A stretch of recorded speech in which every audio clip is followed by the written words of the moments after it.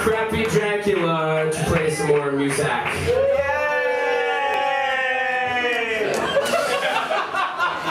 Now that everyone's filing out. No, this is gonna be good.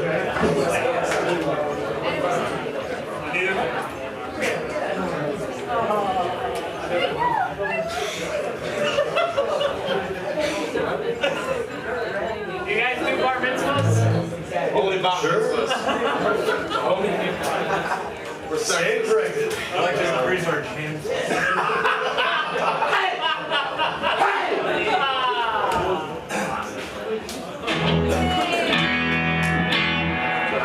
All right, there was a little confusion when we booked this show.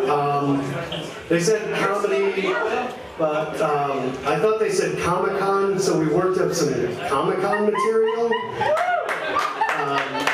That we're gonna do anyway, you know, it doesn't... Can you imagine if Power Man and Iron Fist were cast in the lead of Brokeback Mountain? I think about going, So Scarlet Witch and Vision, they win one of those things where it's like they went to the boat show and they signed a thing where they're like, you could win a dinner for two in Lima, Peru. And they filled it out, and Scarlet Witch did most of the filling out because Vision's a cyborg.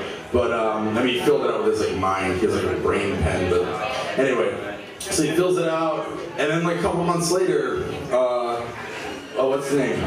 John Thompson from the boat show calls him and is like, you fucking won this goddamn dinner, you fucking asshole. And Scarlet Witch is like, fuck you. And then they won it.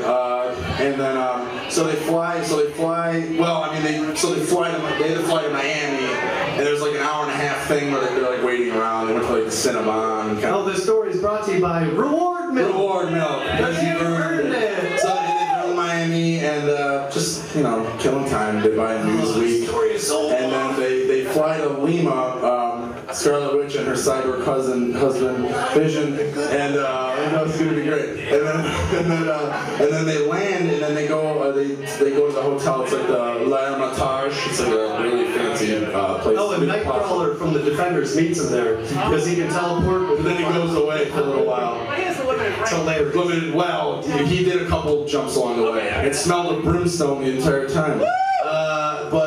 So then they go to the dinner like the next day, the second day after the thing, and the waiter comes up to Scarlet Witch. There's a good build up here, and comes up and is like, Madame, he's a French waiter. It's Madame, what will you have?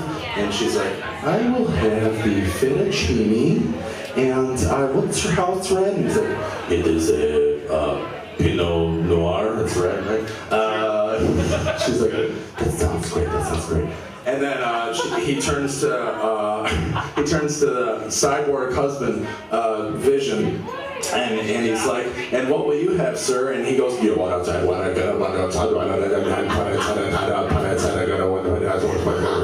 He's a cyborg.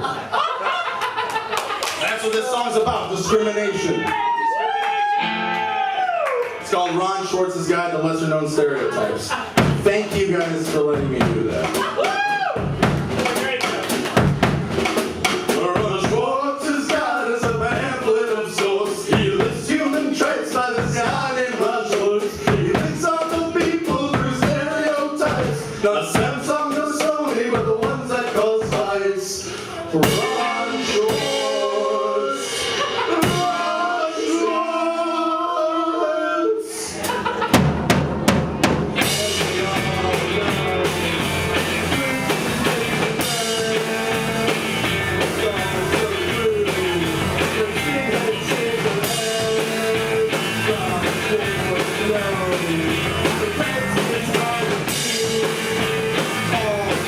So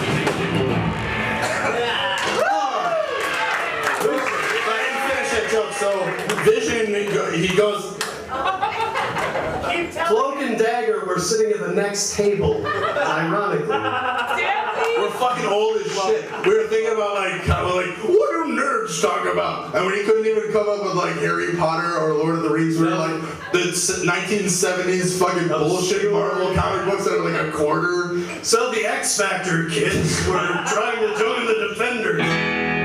It's awful. I thought you were talking about the band Cloak and Dagger. Fair, that's a fair, that's, yeah. That is, I guess. Yeah, sure. No, it's not the... We're talking about the band Power Man and Iron Fist. Sure. I thought I'd try it again. Power Man 5000. Power Man 5000 and Iron Fist 2500. I'd say we skip this one. Yeah, let's do it. No one's strong enough here. All right. That's true. Do you want to, I mean... Okay, for this next segment, when you think